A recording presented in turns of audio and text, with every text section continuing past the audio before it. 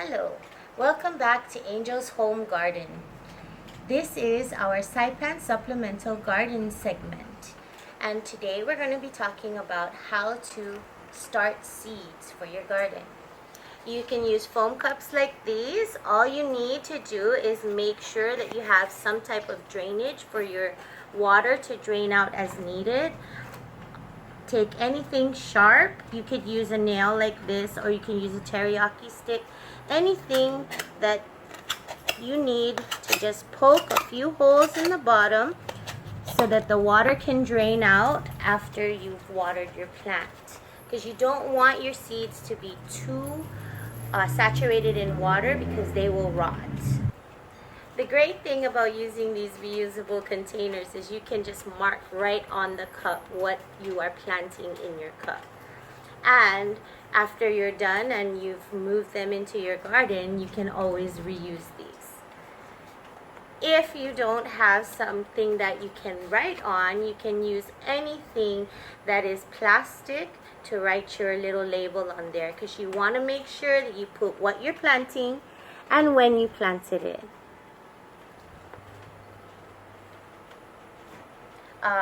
After you've planted them in your seed starter, you want to make sure that you have a container underneath that can hold the water so that the excess water can drain out and the water will be standing there, and as the plant needs it, it will pull it up out of the container. Now when you're using these seed starters, they come with a little tray to keep them in, but you can use anything reusable. You could use these aluminum trays like this. I just line up my cups side by side, and the great thing about that is when you water, you don't have to water from the top of the plant.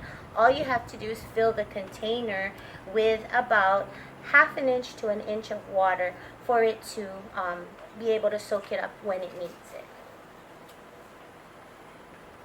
Now I'm going to demonstrate how I fill my seed starters using this nice topsoil that we were able to get from the back of our yard.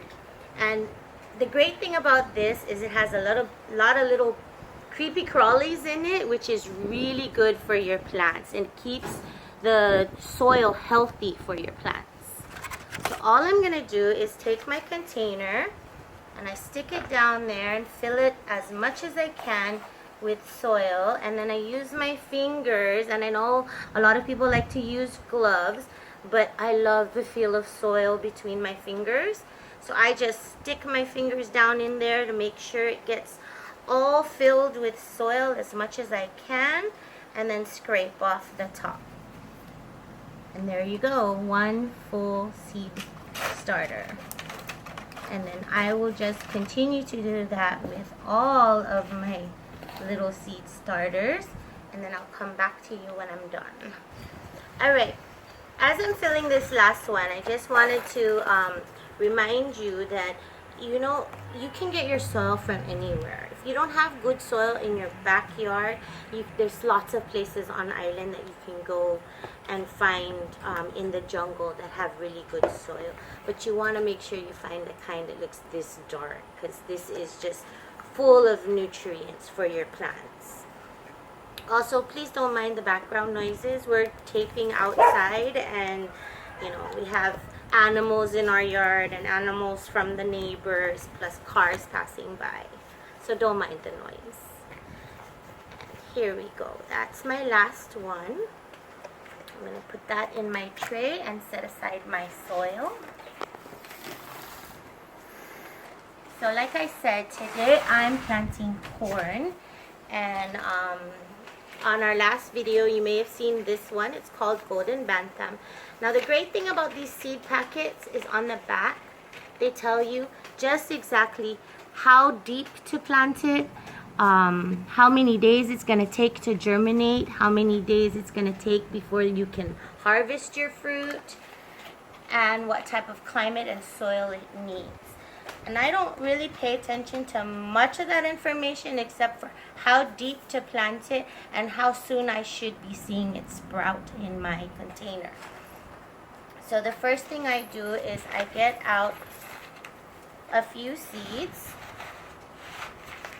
And I say you're not really a gardener if you don't have dirt under your nails. So I'm just going to take my little pokey stick here to poke down in 1 inch, because these seeds need to be planted at least 1 inch deep.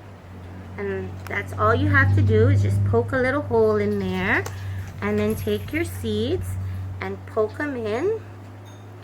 Now, a lot of times when I do this, the seed just sits on the top, and that's totally fine. What you want to do is afterwards, make sure you poke it down to the right depth into that hole. And after you've already got them in as deep as they need to go, you just push the soil over the top, and do not press it down hard, because you'll give your seed a hard time growing out. You just want to push that soil over the top. And that's how you plant your seeds. So after you've planted, about 3 days later, or maybe a week, you will start to see your corn sprouts coming up out of the soil. And this one is about 2 weeks old. These are eggplants. Now when I'm planting seeds, normally depending on the type of plant, I will plant more than one seed in a seed cell. And the reason for that is not all your seeds are going to germinate at once. And as you can see here, in these two, I planted the same number of seeds, but only one seed grew in each cell. The other cells have 3 to 4 plants, because I think I went a little bit overboard in planting my seeds, but it's a good thing because the other 3 cells only have 1 plant.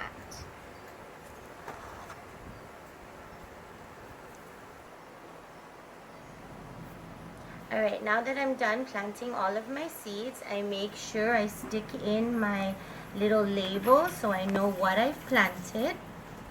And then you're also going to want to make sure that when you're planting your seeds, and you know how I poured them out into my hand, and you see my hand has a little bit of dirt on it, I want to make sure that I don't want to return any of those seeds back to the bag, because I run the risk of getting that dirt into my seed bag, and when you do that, you end up causing the seeds to grow inside the bag, and then you just wasted the rest of your seeds. And the way you want to store these when you're done is to put them in your refrigerator, and they will last for months. Years. Oh, years, sorry.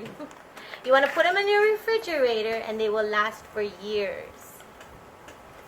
Alright, so when I'm done planting and labeling, I want to water my plants. Now, there's 2 ways you can water. One is you can take a container with your water and then just fill up the bottom of your container to about a 1/2 inch to 1 inch of water, so that it can soak up from the bottom.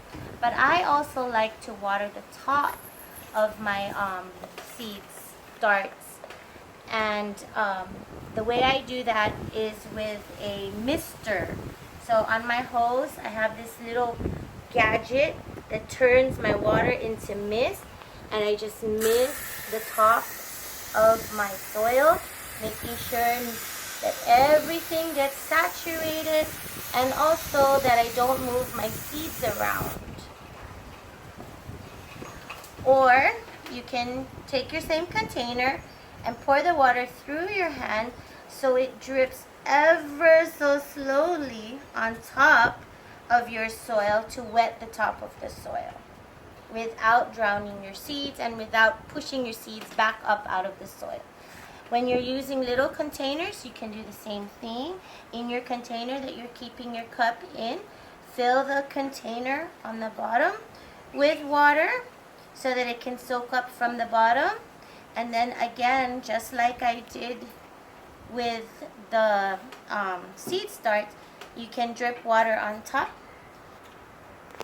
very slowly so that you don't move your seeds around. This is extremely important If you are using tiny seeds like basil seeds are so tiny you can barely see them, and they cannot be planted any deeper than 1/4 of an inch.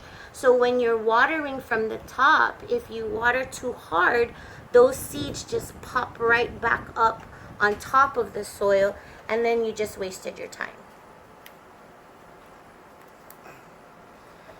Thank you for watching our video. I hope you like, subscribe, and hit the notification button so you can get new updates when we get new videos.